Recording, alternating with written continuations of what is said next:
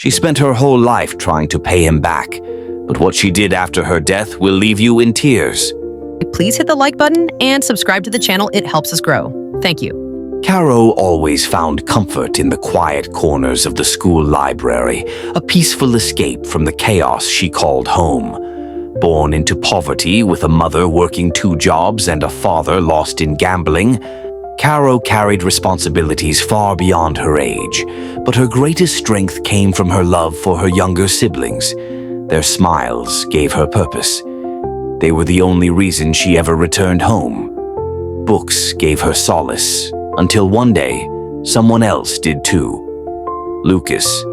He walked into the library like a scene from a movie. Tall, effortlessly handsome, Spanish features, baseball cap on backward, and surrounded by a crowd. Caro had never seen him before, and in that moment she forgot how heavy her world felt. As fate would have it, their paths crossed when she accidentally dropped her books at his feet. They both bent down and their eyes met. It was magnetic. Lucas, from a wealthy background, had never met anyone like Caro. Quiet, intelligent, grounded. And Caro, she couldn't believe someone like him was even looking at her. But he did more than look. He chased, he cared, he loved. Their connection grew quickly, from shared library benches to long walks under the stars. High school sweethearts. After graduation, Lucas joined his father's company, while Caro, unable to afford college, almost gave up her dream. Until Lucas stepped in. He paid her fees, every last one. Caro was overwhelmed with gratitude. She loved Lucas deeply and promised him one day she would repay every dime. He told her she didn't owe him anything, but Caro made it her silent mission. After college, Caro moved to another state for a job. She wanted to earn her own way. Lucas didn't fight it. He admired her drive, but the long distance wore on them. 5 years passed. Their love stayed alive, though it was tested. Lucas, now CEO of the family business, wanted to settle down. He begged Caro to return, to marry him, to build a life. But Caro refused. Not because she didn't love him, but because she wasn't ready. She needed to feel like his equal. Still, she made every visit count, cooking his favorite meals, holding him, loving him the only way she knew how. Then, one evening, Lucas came home from work to the biggest surprise. Caro was standing in his apartment with her bags packed. She had quit her job. She was ready to love, to marry, to start there forever. Lucas was overjoyed. They danced, cooked, laughed.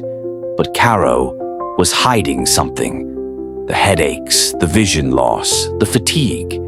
She smiled through it all, knowing this joy wouldn't last.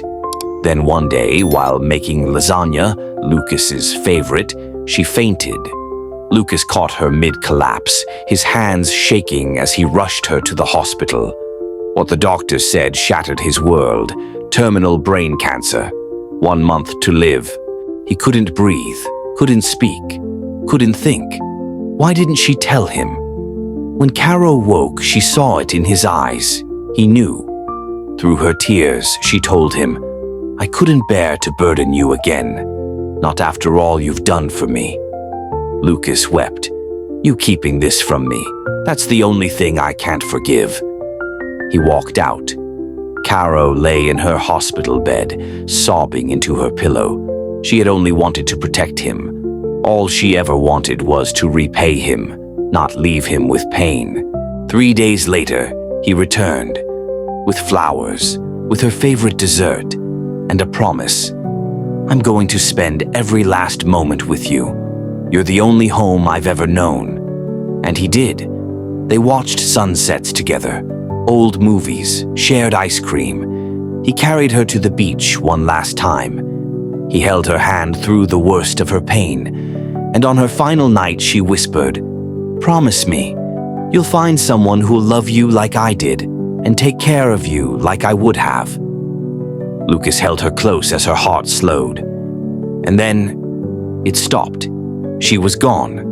The love of his life, 5 years later, Lucas stood at the altar with a new bride, Jenny, kind and warm. But just before the vows, a delivery arrived, a gift box. It was from Caro. Inside, a house deed, keys to a new SUV, a yacht purchase letter, and a teddy bear. Lucas held it close, pressed the paw.